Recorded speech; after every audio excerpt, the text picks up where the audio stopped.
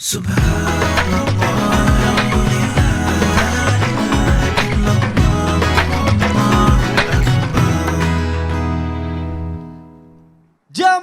oh jamaah, Alhamdulillah.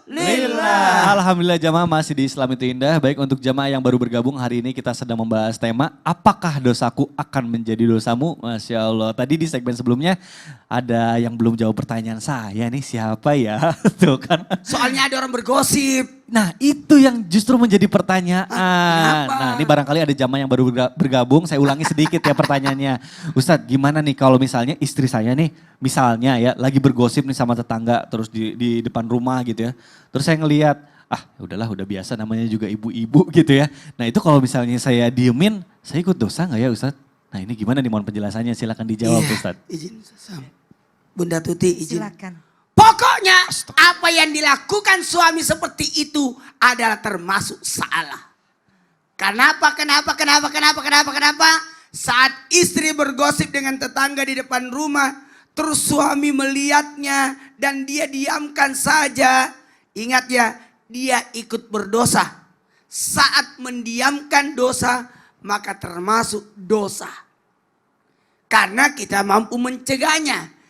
Kita mampu mendidiknya, kita mampu menghalanginya. Kalau begitu, seakan-akan suami membiarkan istrinya berada dalam kemaksiatan yang seharusnya suami bisa mencegahnya. Maka ini disebut dosa setan bisu yang mengenainya. Kenapa? Berkongsi dalam keburukan. Ingat ya, mohon maaf. Bukan berarti kenapa sih Ustaz gitu amat. Tidak. Karena bentuk pencegahan itu salah satunya adalah pencegahan bagaimana sosok laki-laki dalam hal ini penanggung jawab untuk menghentikan. Kalau mampu menghentikan sesuatu keburukan itu dengan kekuatan, jabatan silahkan. Dengan tangan silahkan. Dengan ucapan silahkan. Namun selemah-lemahnya iman dengan kebencian di dalam hati. Ini malah suami membiarkan. Seakan-akan mohon maaf apa yang dilakukan istrinya itu benar. Padahal itu salah. Sebaiknya jangan. Kemudian kalaupun bisa mencegahnya, cegahlah dia. Atau mengingatkan pasangan jangan sampai berlarut-larut dalam perbuatan dosa tersebut. Hati-hati loh. Dosa bisa jadi dosa gosip itu, menggibah itu lebih besar daripada dosa orang yang digosipin. Bisa jadi lebih besar daripada dosa orang yang digosipin. Kenapa bisa Ustaz?